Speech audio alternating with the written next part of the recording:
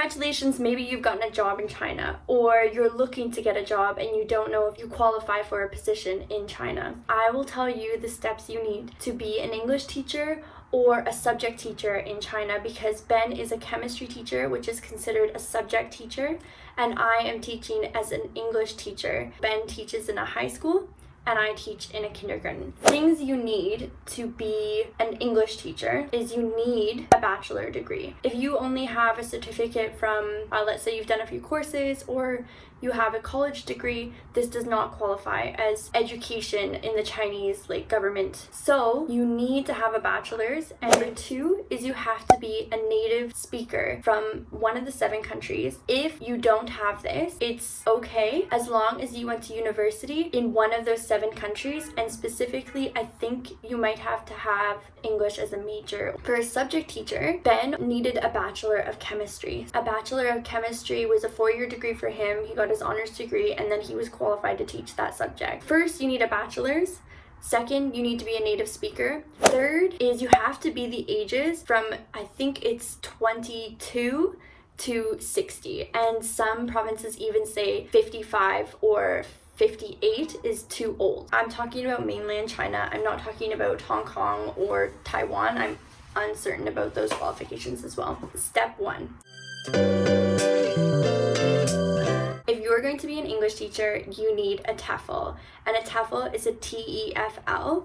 It's a certification to teach English in a classroom. I'll show you the certification here. This is my name. This is where I got it from. I recommend the 120-hour TEFL certificate because those are what the schools expect. Some schools say 100, some schools say 80, but majority say 120 hours, so that's the one. I did an online program. In order to get a proper working visa before you go to China, you need to have the TEFL before.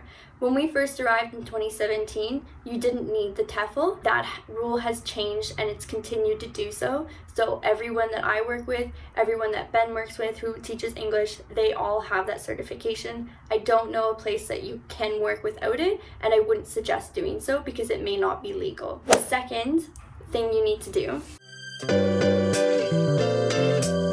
police criminal record check. This at home, if you're Canadian, takes about 2 weeks to get. You need to be there in person to pick it up.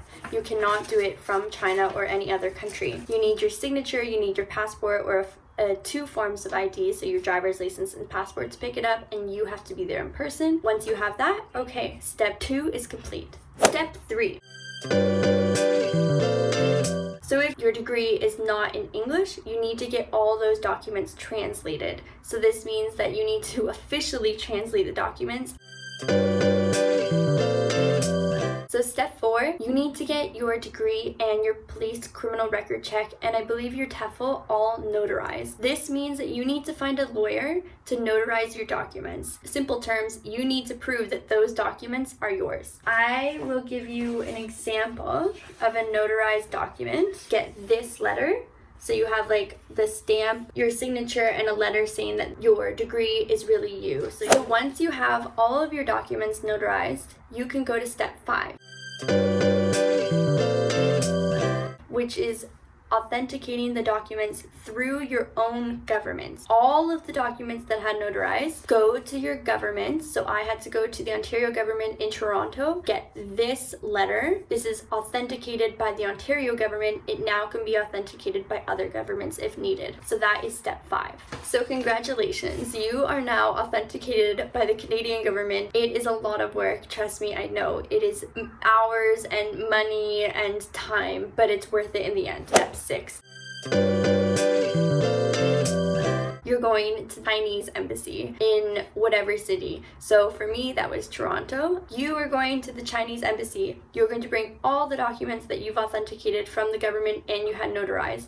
You're going to bring them into the embassy, and I believe that you have to sign a few forms and hand over all of those documents. This includes birth certificates or marriage certificates depending on what job you have. So if a job says we'll pay for insurance for your wife and children, and you are married, you need to have that authenticated as well, and you need to prove that through the Ontario government and the Chinese government. So it's all the same process. Once you are done, you pick it up in 24 hours.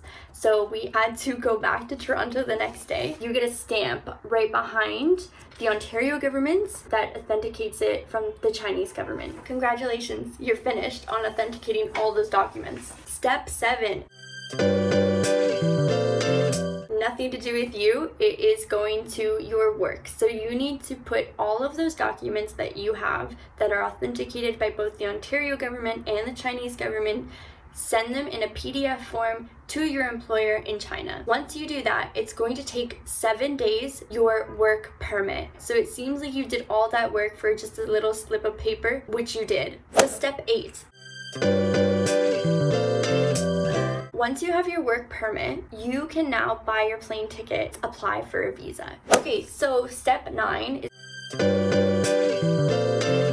if you have your visa form and all of those documents that were authenticated, you need to collect those. Also, you need a bunch of pictures with you just like your shoulders and the top of your head. So kind of smaller than a passport photo. So the little photos you need just look like this. Sorry for the angry picture. This is the size they use. Once you have your photos, your degree, all of those documents that you had authenticated, you can go to the visa office. They take your passport and all your documents and your visa forms, your plane ticket like itinerary. I think we went on a Thursday and we could pick it up the next Monday. Once you waited 5 days, 7 days, I don't know how long it is for you, they're gonna give you a Chinese visa and it kind of looks like this.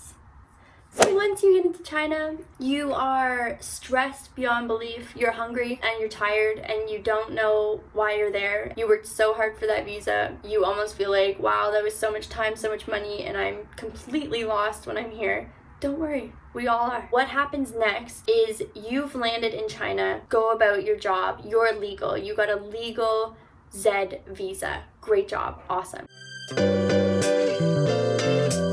Okay, so you've arrived in China. Within the first 24 hours, you need to register at a police station. Your employer take you to your local police station wherever you're staying and apply and say, yep, this person is here, they live at this address, we are taking care of them through this employer. Then you also have to go and get your health check. Once you do your health check, you are going to give them your passport and all of your documents that you brought over. You had to bring all of your documents from Canada to China as well. Once you do that, you are going to apply for your residence permit and then you're legal. Congratulations, you are now working in China and you are completely legal. I hope this video was helpful because when we were applying, we didn't find anything online. Chinese government website was really difficult to figure out. Even the Ontario government website didn't really give us any information. You can check out our other videos. We're traveling all over China. We're traveling quite often through Southeast Asia and we really enjoy it. I think when this video comes out, we will be in Vietnam. So if you have any questions, leave comments down below. You can give this video a thumbs up, subscribe to our channel.